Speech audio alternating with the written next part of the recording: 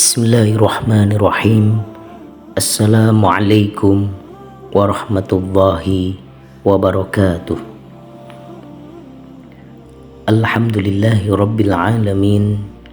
Wassalatu wassalamu ala asyrafil anbiya'i wal mursalin nabiyyina Muhammadin wa ala alihi wa ashabihi wat tabi'in ajma'in ila yaumiddin. Wa qad qala Allah ta'ala fi kitabihil karim, a'udzu billahi minasy syaithanir rajim. Syahrul Ramadan alladzi unzila fihil Qur'an hudal linnasi wa bayyinatin minal huda wal furqan. Amma ba'd. Saudaraku, di bulan Ramadan, bulannya Al-Quran, marilah kita maksimalkan kedekatan kita dengan Al-Quranul Karim dengan bercermin kepada para salafus soleh, di antaranya para tabi'in, dan salah satu cermin istimewa itu adalah Al-Imam Abdullah bin Katsir Al-Makki, yaitu imam para qurra dari kota Mekah.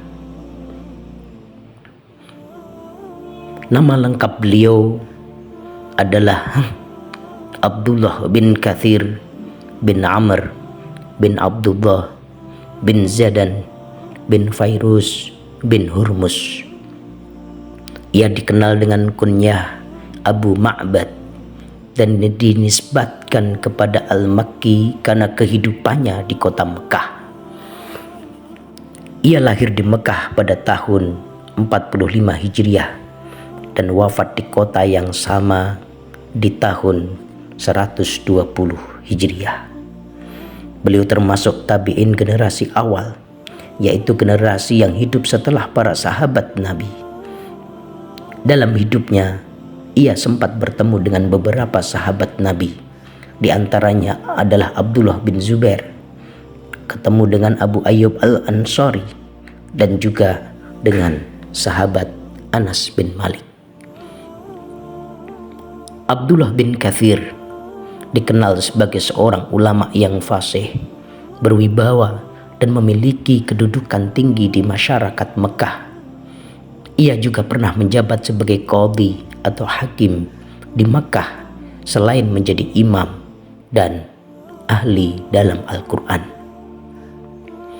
Dalam sejarah ilmu qiraat, Abdullah bin Katsir termasuk salah satu dari 7 imam qiraat atau qiraat sab'ah yang bacaan Al-Qurannya menjadi rujukan umat Islam.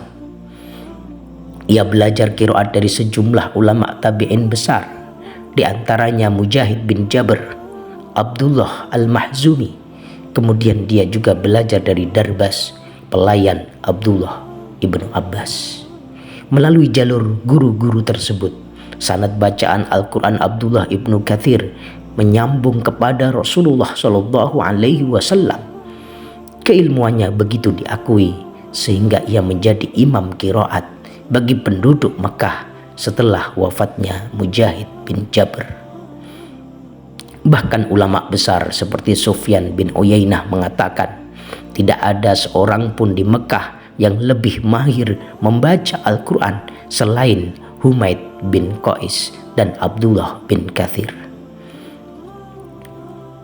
Metode qiraat beliau kemudian diriwayatkan oleh 2 perawi terkenal, yaitu Al-Bazzi dan Kumbul, yang menyebarkan bacaan beliau ke berbagai negeri Islam. Saudaraku, selain mahir dalam Al-Quran dan qiraatnya, Abdullah bin Katsir terkenal dengan kedekatannya yang begitu erat dengan Al-Quran. Kehidupan Abdullah bin Katsir hampir seluruhnya berputar sekitar Al-Quran. Ia bukan hanya seorang qari, tetapi juga pendidik dan pembina generasi Qurani di Makkah Al-Mukarramah. Ketika mengajarkan Al-Quran, beliau memiliki metode yang sangat menyentuh hati. Setiap kali mengajarkan ayat kepada murid-muridnya, ia terlebih dahulu memberikan nasihat dari ayat tersebut, agar para murid tidak hanya membaca, tetapi juga memahami dan merasakan pesan Al-Quran. Hal ini menunjukkan bahwa bagi Abdullah bin Katsir, Al-Quran bukan sekedar bacaan, tetapi petunjuk hidup yang harus diresapi oleh hati. Tak heran jika banyak ulama besar yang berguru kepadanya, di antaranya Abu Amr bin Al-Ala yang kemudian menjadi salah satu imam qiraat yang lain. Abdullah ibnu Katsir juga mempunyai nasihat-nasihat khusus terkait dengan Al-Quran. Al-Imam Muhammad bin Idris Asy-Syafi'i pernah berkata, bacaan kami adalah bacaan Abdullah bin Katsir, dan demikian pula bacaan penduduk Mekah. Pernyataan ini menunjukkan betapa besar pengaruh beliau dalam tradisi qiraat di kota Mekah. Para ulama juga menyebut beliau sebagai Syekhul Qurra, yaitu syekhnya para qurra, para qari Al-Quran di kota Mekah, yang menjadi rujukan dalam bacaan Al-Quran pada zamannya. Abdullah ibnu Katsir menghabiskan hidupnya untuk mengajarkan Al-Quran kepada umat. Ia tetap menjadi imam qiraat dan guru para qurra di Mekah hingga akhir hayatnya. Beliau wafat di Mekah pada tahun 120 Hijriah dan meninggalkan warisan besar berupa bacaan qiraat yang terus dipelajari hingga hari ini. Walaupun berabad-abad telah berlalu, bacaan beliau masih hidup di tengah umat Islam melalui jalur para muridnya. Hal ini menunjukkan bahwa orang yang hidup bersama Al-Quran tidak pernah benar-benar wafat, tetapi jejaknya akan terus hidup dalam bacaan Al-Quran yang dilantunkan umat Islam. Saudaraku, di bulan Ramadan ini, marilah kita bercermin kepada Abdullah bin Katsir, bahwa kedekatannya kepada Al-Quran tidak hanya dalam melantunkan atau kemahirannya terkait dengan Al-Quran, tetapi kedekatannya dengan Al-Quran juga diwujudkan bagaimana beliau mentadabburi dan mengajarkan Al-Quran itu kepada orang lain.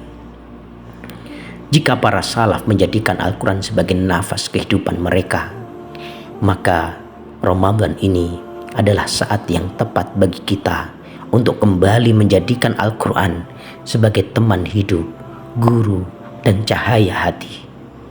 Marilah kita bercermin kepada mereka. Allahumma arhamna bil Quran waj'alhu lana imama wa nura wa huda wa rahmah. Allahumma dzakirna minhuma nusina wa 'allimna minhuma jahilna warzuqna tilawatahu ana al-laili wa atrafan nahar. Allahumma ja'alna mimman yaqra'ul Qur'ana fayarqa wa la taj'alna mimman yaqra'ul Qur'ana fayashqa. Allahumma ja'alna lil Qur'anil karim minal hafidhin wa ila ladidi khitabihi mustami'in wa 'inda khatmihi minal faizin. Allahumma ja'alna mimman yaqra'ul Qur'ana fayarqa wa la taj'alna mimman yaqra'ul Qur'ana fayashqa. Allahumma ja'alna lil Qur'anil karim minal hafidhin wa ila ladidi khitabihi mustami'in wa 'inda khatmihi minal faizin. Allahumma ja'alil Qur'anal karim rabi'a qulubina wa nura sudurina wa jalaa'a ahzanina wa dhahaba ghumumina wa humumina wa dawaa'a amradina ya rabbal alamin.